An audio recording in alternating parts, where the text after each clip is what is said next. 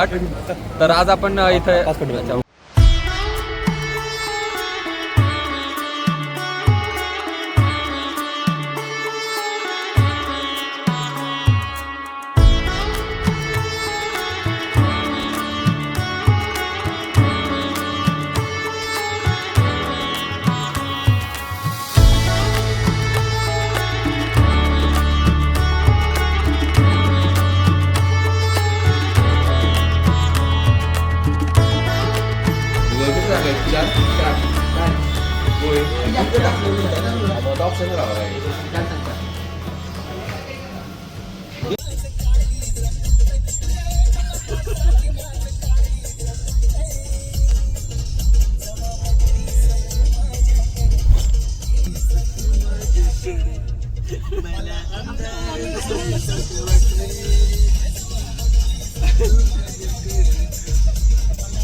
गाणं लागलंय का बाहेर गाणं मी माझ्या कानात हेडफोन होते ना रे त्याच्यामुळे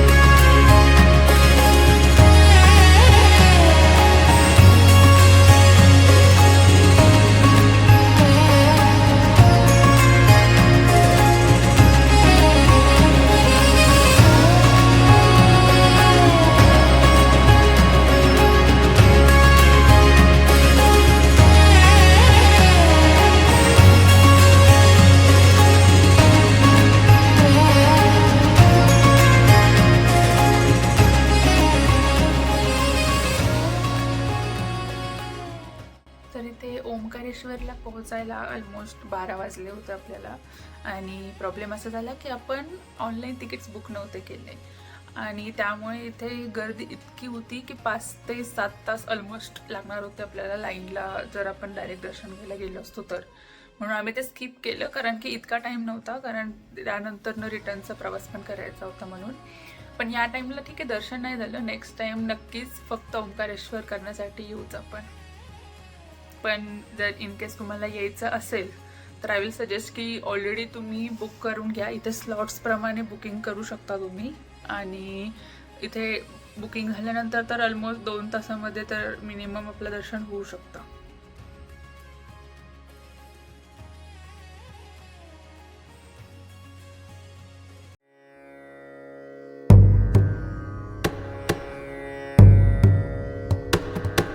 नमामि शमीशान निर्वाण रूपम्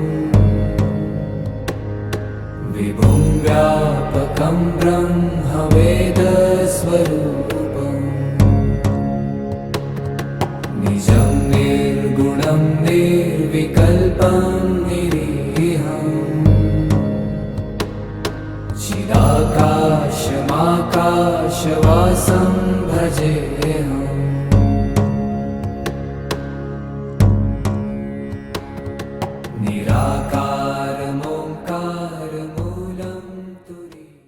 आपण हे 12 ज्योतिर्लिंगामधलं एक महत्वाचं ज्योतिर्लिंगाचं स्थळ आहे. असं मानलं जातं की इथं दैत्यांनी देवावरती विजय मिळवला होता. मग सगळ्या देवांनी महादेवाची आराधना केली. मग महादेवांनी इथं एक त्यांचं अवतार घेऊन त्या दैत्यांवरती त्यांचा विनाश केला. तर वरून जर बघितलं तर हे जे नर्मदा नदीचं स्थळ आहे तर त्याचा एक ओम सारखा आकार दिसतो, त्यामुळे या स्थळाला ओंकारेश्वर असं म्हणलं जातं. इथं जर तुम्ही बघितलं तर या बाजूला ओंकारेश्वरचं मंदिर दिसेल आणि इकडे तुम्हाला महाबळेश्वराचं मंदिर दिसेल.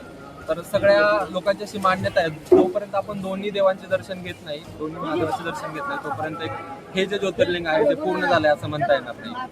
थँक्यू.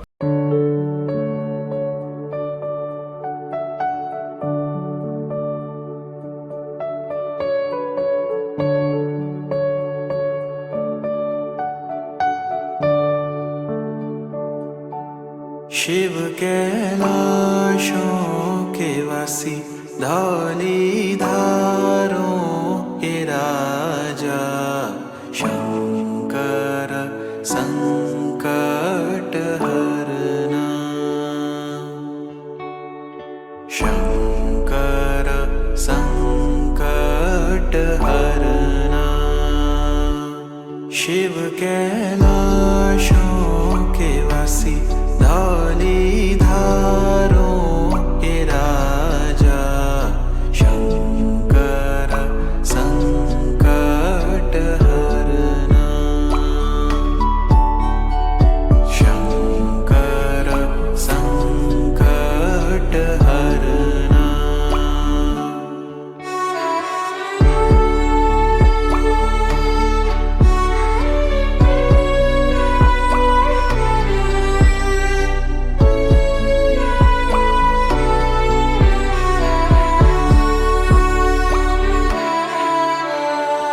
तेरे कैलाशों का अंत न पाया तेरे कैलाशों का अंत न पाया अंत बेअंत तेरी माया नागेन्द्रहाराय त्रिलोचनाय भस्माकरागाय महेश्वराय नित्याय शुद्धाय दिगम्बराय तस्मै नकाराय नमः शिवाय